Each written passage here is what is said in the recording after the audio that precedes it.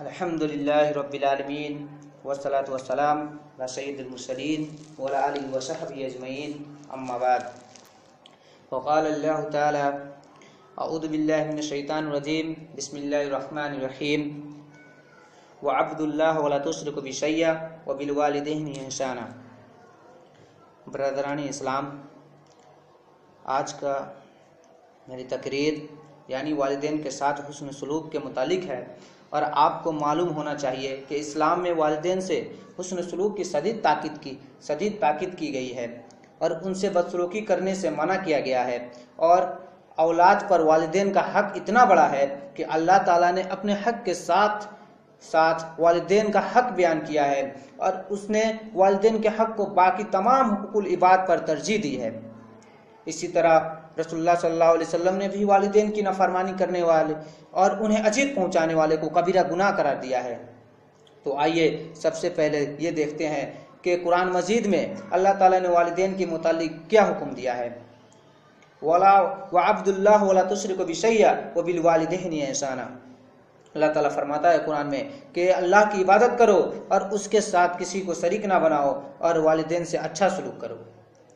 اس آیت میں اللہ تعالیٰ نے سب سے بہتر اپنا حق ذکر فرمایا، اور وہ ہے صرف اسی کی عبادت کرنا اور اس کے ساتھ کسی کو شریک نہ کرنا. اس کے بعد والدین کا حق ذکر فرمایا ہے اور وہ ہے اس سے اچھا برتاؤ کرنا. پھر اس کے بعد رشتہ داروں، یتیموں، مسکینوں، مسافروں اور پڑوسیوں وغیرہ کا حق ذکر کیا ہے. یہ اس بات کی دلیل ہے کہ اللہ تعالیٰ کے حق کے بعد سب سے اہم حق والدین کا ہے. والدین کی خدمت کرنے والے کی دعا قبول ہوتی ہے، جیسا کہ حضرت عبداللہ بن عمر رضی اللہ عنہ سے روایت ہے کہ رسول اللہ صلی اللہ علیہ وسلم نے فرمایا کہ 3 آدمی پیدل جا رہے تھے کہ اچانک بارش شروع ہو گئی، جس کے وجہ سے انہیں پہاڑ کی ایک غار میں پناہ لینی پڑی.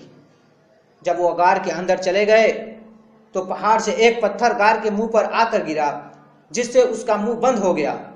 اب وہ آپس میں کہنے لگے: دیکھو میرے بھائیوں، وہ نیک اعمال جو تم نے خالصتاً اللہ کی رضا کے لیے کیے ہو، آج انہی اعمال کو اللہ کے سامنے پیش کر کے دعا کرو، شاید وہ ہمیں اس مشکل سے نجات دے دے.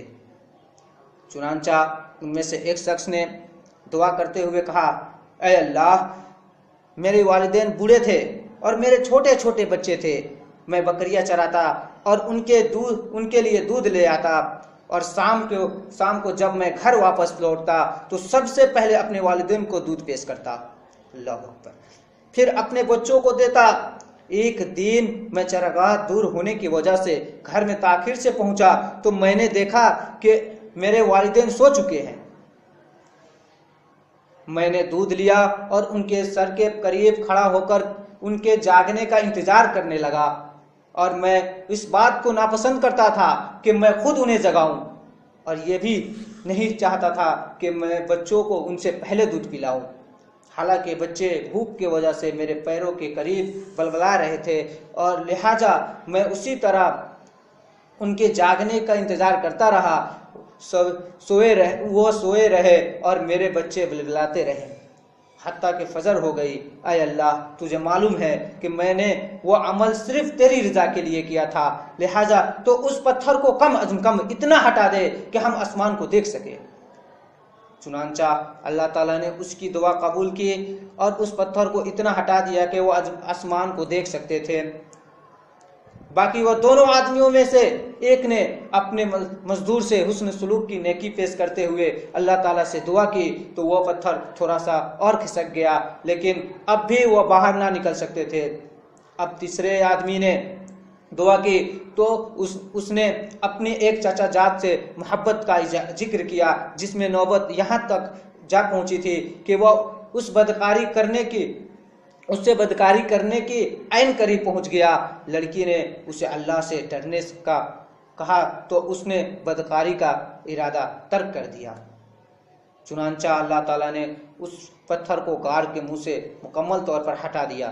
یہ بخاری کی روایت ہے کہ اس قصہ سے ثابت ہوتا ہے کہ اللہ تعالیٰ والدین سے نیکی کرنے والے اور ان کی خدمت گزار انسان کی دعا قبول کرتا ہے. اور اس کے اس عمل کے وجہ سے ان کی کئی پریشانیاں ختم کر دیتا ہے۔ والدین کی نافرمانی کرنا اور انہیں اذیت پہنچانا ایک بھیانک جرم ہے۔ والدین کی نافرمانی کرنا کبیرہ گناہ ہے، جیسے کہ حضرت ابو بکر رضی اللہ عنہ سے روایت ہے کہ رسول اللہ صلی اللہ علیہ وسلم نے فرمایا، کیا میں تمہیں سب سے بڑے گناہوں کے بارے میں نہ بتاؤں؟ حضرت ابو بکر رضی اللہ عنہ نے کہا کہ کیوں نہیں اے اللہ کے رسول۔ پھر آپ صلی اللہ علیہ وسلم نے یہی سوال 3 بار کیا۔ اس کے بعد فرمایا، اللہ کے ساتھ شرک کرنا، والدین کی نافرمانی کرنا اور انہیں اذیت پہنچانا ہے۔ والدین سے بدسلوکی کرنے والا انسان اللہ کے نظر رحمت اور جنت سے محروم ہے۔ والدین کے نافرمان پر رسول اللہ صلی اللہ علیہ وسلم کی بد دعا ہے۔ والدین کی نافرمان کا کوئی نیک عمل اس کے لیے فائدہ مند